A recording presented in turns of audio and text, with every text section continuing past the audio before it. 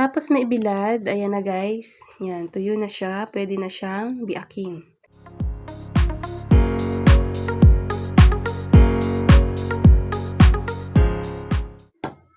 So guys, ayan si Ate Sylvia. Sanay na siya magtilad ng talisay kasi yan ang kanyang business. Ayan. Mukha lang siyang madali guys, pero kapag baguhan ka lang, paniguradong basagan naman.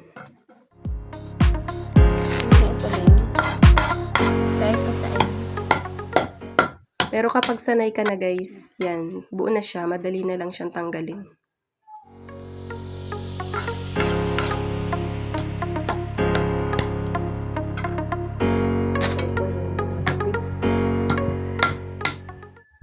Ayan, easy na lang kay Ate Sylvia.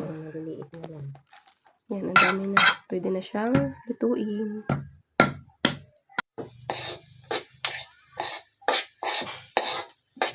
Sunog na po. Pwede na yan. Sunog na yung lakas ng apo yan. Hindi namin akong ulo.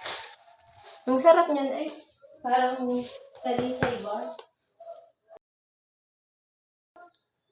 Yan guys, meron din tayong coated with sugar, tsaka plain lang, wala siyang halo.